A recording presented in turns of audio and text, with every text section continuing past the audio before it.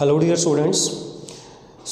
आज हम डिस्कशन करेंगे +2 क्लास का important part of the chapter coordination compound. इसमें एक कंसेप्ट है that is CFT, crystal field theory.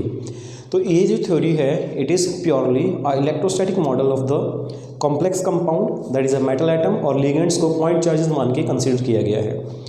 Starting with the theory points, some concepts. I am considering one example that is CONH3 6Cl3। ये एक मेरे पास coordination compound है। This is a coordination compound. Coordination compound में हमारे पास क्या होता है? Central metal atom. This is a central metal atom belongs to the D block element. ये एलिमेंट D ब्लॉक से बिलोंग करता है, और जो इस स्क्वायर ब्रैकेट के अंदर होता है we consider that as a ligands. So ligands they form a coordinate bond with the central metal atom. Let's a central metal atom with M, ligands with L. तो ligands जिनके पास lone pair है, neutral ligands, ये negative charge भी हो सकते हैं। ये अपना लोन पेयर से डोनेट करेंगे, और जो बॉन्ड बनेगा that is a dative bond और कोऑर्डिनेट बॉन्ड। और जो स्क्वायर बॉक्स के बाहर होगा we consider it as a counter ion और ionizable part. So today in the CFT we will discuss कि जब हमारे पास लिगेंड्स अप्रोच करते हैं to the metal atom to form a bond, तो सेंट्रल मेटल एटम जो है वो अपने D ऑर्बिटल्स यूज करता है। It uses its D orbitals. तो D ऑर्बिटल्स की अगर बात करें, 5 orbitals are there, that is DXY, DYZ, DZX, DX² minus Y² and DZ²। तो ये जो CFT है, ये जो कंसेप्ट है, ये प्योरली एक इलेक्ट्रोस्टैटिक मॉडल है। इसमें हम मेटल एटम को पॉइंट चार्ज मानेंगे एज अ पॉइंट चार्ज, और जो लिगेंड्स हैं, ligands that contain a negative charge और neutral. So ligands negative charge F negative, Cl negative और C2O4 2 नेगेटिव ऑक्सोलेट, इनके पास नेगेटिव चार्ज है लिगेंड्स के पास। और जो न्यूट्रल लिगेंड्स हैं उनको चार्जेस किस तरीके से कंसीडर करते हैं? वी कंसीडर इट एज कि इन्होंने यहाँ पे डाइपोल जनरेट कर लिया, कंसीडरिंग जस्ट वाटर H2O। सो यहाँ पे क्या होगा? इससे डेल्टा नेगेटिव डेल्टा पॉजिटिव, कुछ इस तरीके से ये जो मॉलिक्यूल है वो पोलर होगा। पोलर होने का रीज़न क्या है? बिकॉज ऑक्सीजन इलेक्ट्रोनेगेटिव है, हाइड्रोजन कम इलेक्ट्रोनेगेटिव है। So there appear a charge, it means एक डाइपोल वहाँ पे जनरेट हो गया। So in the metal atom we consider as a point charge, negative है। सो इनके बीच में जो फोर्स ऑफ इंट्रैक्शन है that is electrostatic force of attraction. और जब लिगेंड अप्रोच करेगा towards the metal atom to form a coordinate bond, और इसे कंसीडर करते हैं as a ionic kind of bond will be formed there, because in this theory we consider metal atom and ligand as a purely ions और point charges. If the ligand is neutral, it means there must be a dipole there is an interaction between the metal atom and ligands. So in this, when a metal form bond with ligands and metal atom uses its D orbital। तो जब भी metal atom ligands के साथ bonding form करेगा तो metal atom अपने D orbital का use करता है। और D ऑर्बिटल 5 मैंने इस तरीके से बताया आपको, DXY, YZ, ZX and DX² minus Y² and DZ²। तो यहाँ पे जो फोर्स ऑफ इंट्रैक्शन है between metal atom and ligands that is a purely electrostatic. और यहाँ पे जब मेटल हमारे पास के D ऑर्बिटल्स हैं, लिगेंड्स वहाँ पे अप्रोच करेगा तो जो फील्ड वहाँ पे जनरेट होती है when the ligands approaches toward the metal atom to form a bond, when the field is asymmetric field is there, asymmetric field is there, so D orbitals जो हैं they loses their degeneracy। वो जो degenerate orbitals हैं they loses their degeneracy. What is the meaning of degenerate orbital?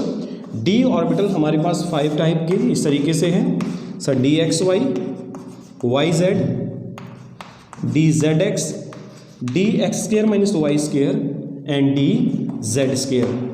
ये orbitals की energy सबकी equivalent energy है, X Y Y Z Z X, X square minus Y square और D Z square की जो energy है वो इक्वल है।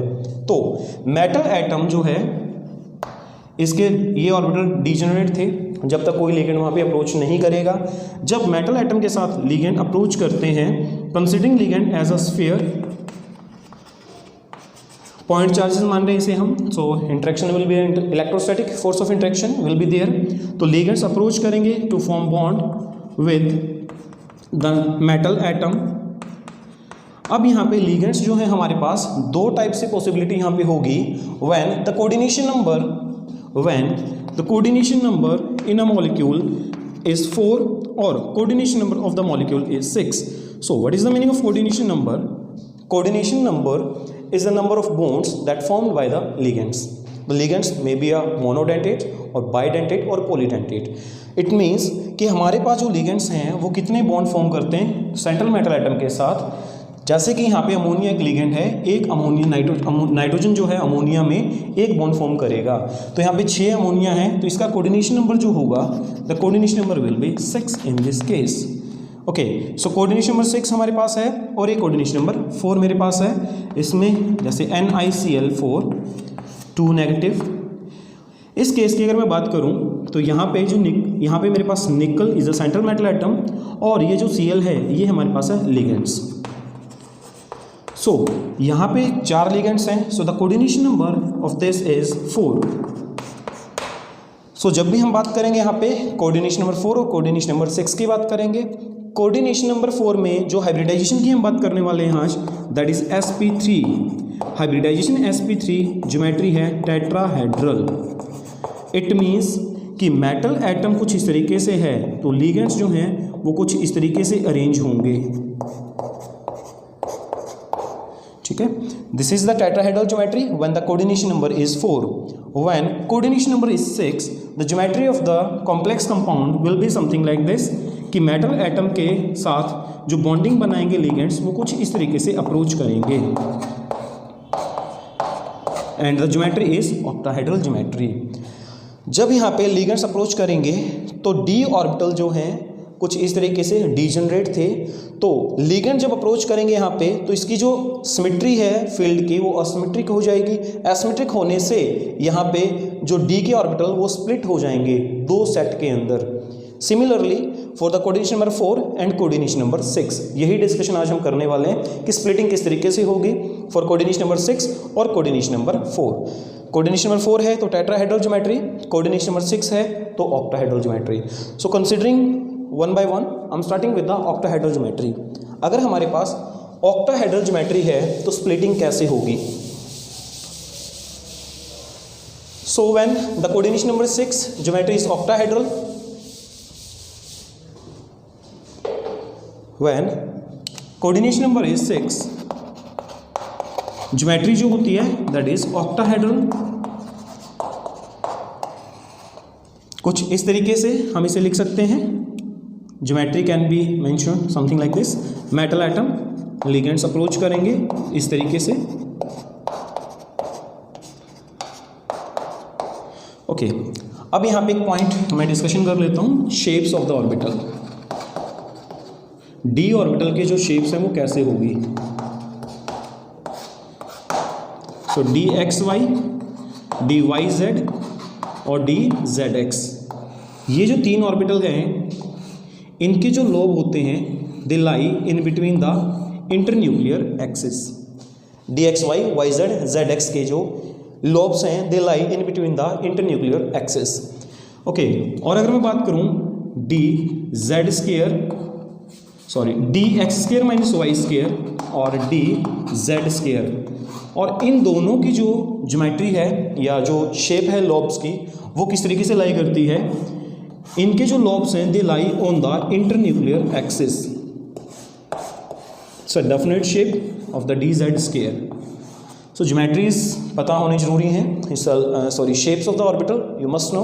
This is the shape of the D X Y Y Z Z X once right it X Y, फिर Y Z, फिर Z X. तो इन तीनों की जो ज्योमेट्री है लोब्स की या जो शेप है, lobes lie in between the internuclear axis.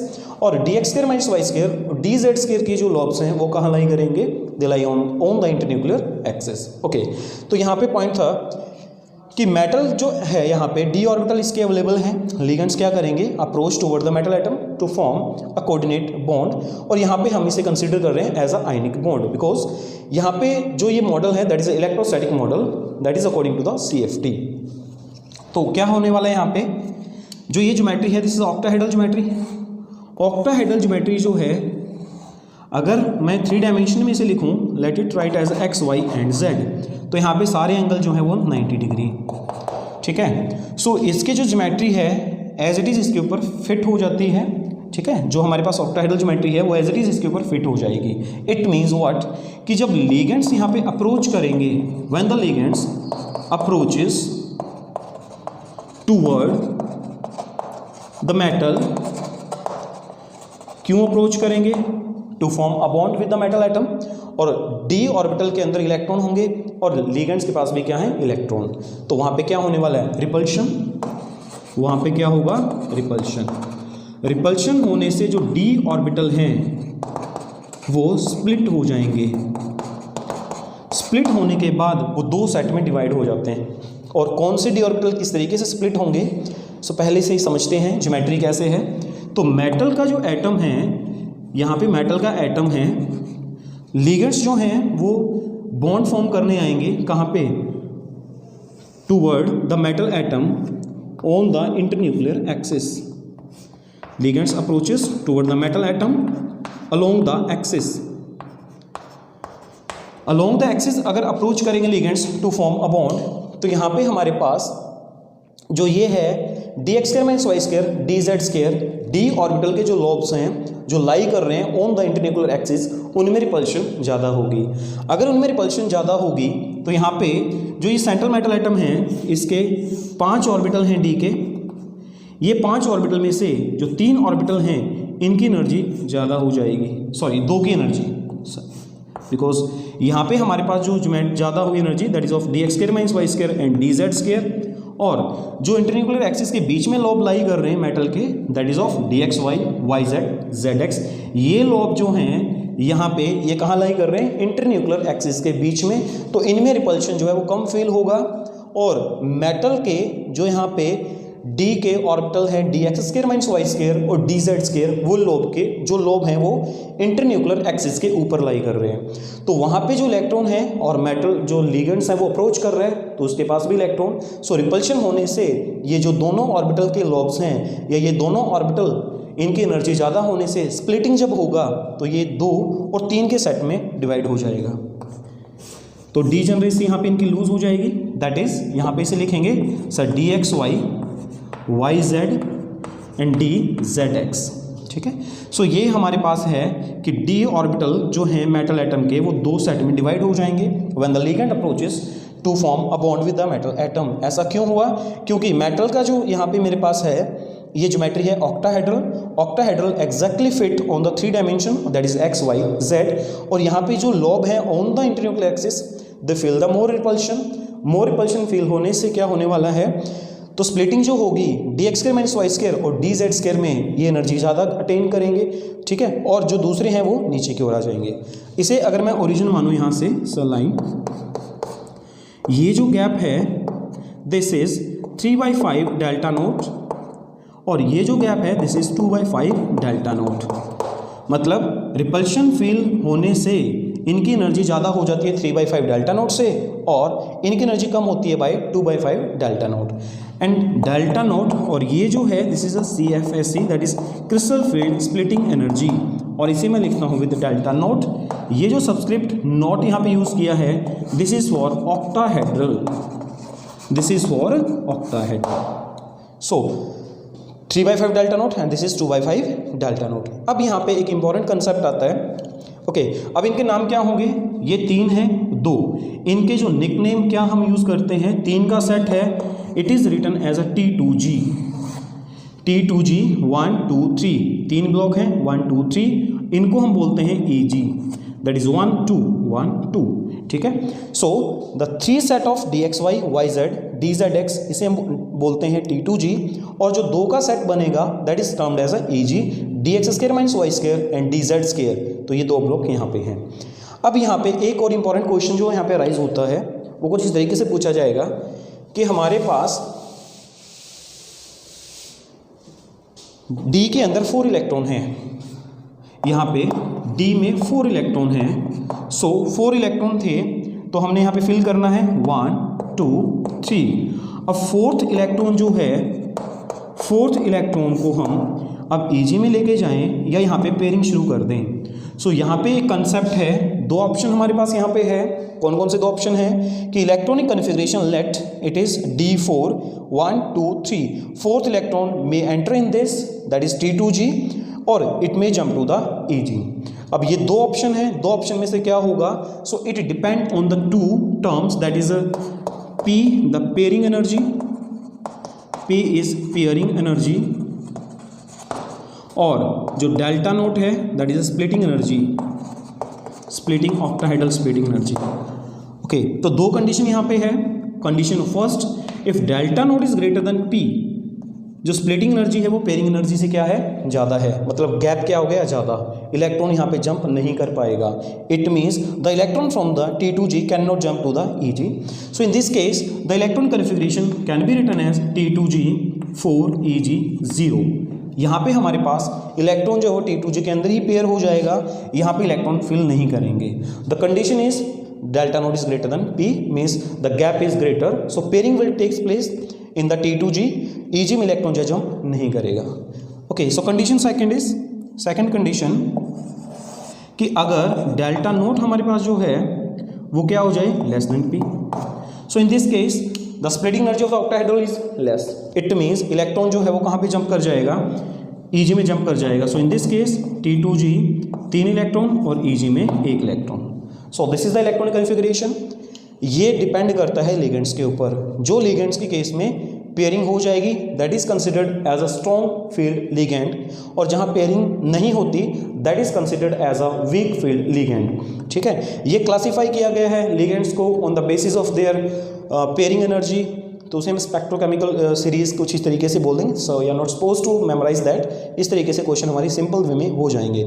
So this is about the octahedral geometry हमारे पास है। तो स्प्लिटिंग कैसे होगी, डीजेनरेसी किस तरीके से ये लूज करने वाले हैं, और पेयरिंग कब होगी और पेयरिंग कब नहीं होगी। So it totally depend, the condition given वहाँ पे होगी आपको delta not greater than P और delta not less than P।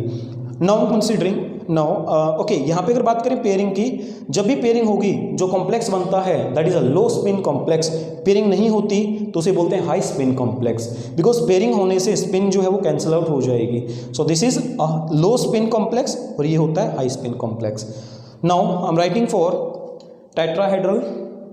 अब अगर बात करें कि हमारे पास जो ज्योमेट्री है वो टेट्राहेड्रल है, तो टेट्राहेड्रल के केस में क्या होगा, स्प्लिटिंग कैसे होगी, I am considering for the tetrahedral.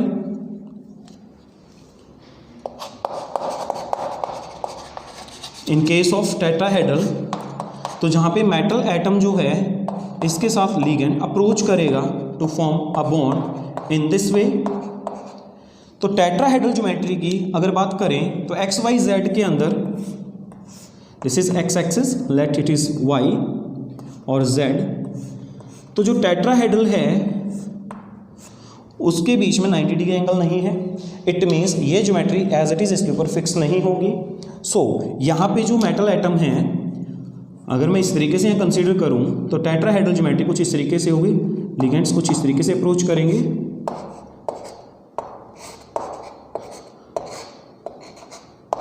So this is a tetrahedral geometry. So in this case the ligands approaches toward the metal atom to form a bond. तो वहाँ पे क्या होगा, रिपल्शन। रिपल्शन होने से इस बार जो मेटल के एटम के डी ऑर्बिटल के लॉब्स हैं वो कौन से ज़्यादा रिपल्शन फील करेंगे, the lobes which lies in between the internuclear axis. Why, because इसकी जो ज्योमेट्री है that do not exactly fit on this X Y Z plane. तो यहाँ पे क्या होगा, ligands to form a bond with the metal atom, किस तरीके से, इन बिटवीन द एक्सिस। अब इन बिटवीन द एक्सिस अगर आएंगे तो डी ऑर्बिटल के जो लॉब्स हैं जो इंटरन्यूक्लियर एक्सिस के बीच में लाई करते हैं उनमें रिपल्शन फील्ड ज़्यादा होगी। ओके, अगर इनमें रिपल्शन फील्ड ज़्यादा होगी तो इस बार ये जो 3 सेट हैं डी के, ये जो है एनर्जी ज़्यादा अटेन कर लेंगे। किस तरीके से? कुछ ऐसे, अगर मेरे पास है मेटल एटम, मेटल एटम, अब यहाँ पे क्या होगा, लिगेंड्स अप्रोच करेंगे। सो लिगेंड्स अप्रोच करने से अब स्प्लिटिंग होगी, तो यहाँ पे हमारे पास 3 सेट जो है वो क्या करेंगे, एनर्जी ज़्यादा एक्वायर करेंगे, उनकी एनर्जी ज़्यादा हो जाएगी। सो उसे हम कुछ इस तरीके से लिखेंगे और Eg इस बार यहाँ पे आ जाएगा। ठीक है, सो this is T2G and this is Eg। अब इसे अगर लाइन कंसिडर करें इस तरीके से, ये जो हमारे पास है this is 2/5 delta T, this is for tetrahedral, T subscript is for the tetrahedral and this is 3/5 delta T and this is CFSE crystal field splitting energy. अब ये एनर्जी ज़्यादा होगी, स्प्लिटिंग कम होगी, it also depend on the ligands जो इसके साथ attach होता है सेंट्रल मेटल एटम के साथ। सो यहाँ पे T2G ऊपर चले जा रहे हैं और यहाँ पे Eg जो है नीचे आ जाएगा। ठीक है, कंसीडर ये इजी है, पॉइंट सिंपल समझ में आना चाहिए आपको। और लॉब्स की shapes, you must know the shapes of the lobes. और जब यहाँ पे मेटल एटम के साथ लिगेंड्स अप्रोचेस करेंगे तो किस तरीके से यहाँ पे जो है स्प्लिटिंग होती है। और यहाँ पे एक इंपॉर्टेंट पॉइंट है, the delta T is equal to 4/9 into delta naught. ये एक रिलेशन है जो ध्यान रखना है, दैट इज टेट्राहेड्रल की splitting energy is equal to 4/9 times of octahedral splitting energy. So this is about the splitting of the CFT. In the next class we will discuss about the VBT. Thank you students.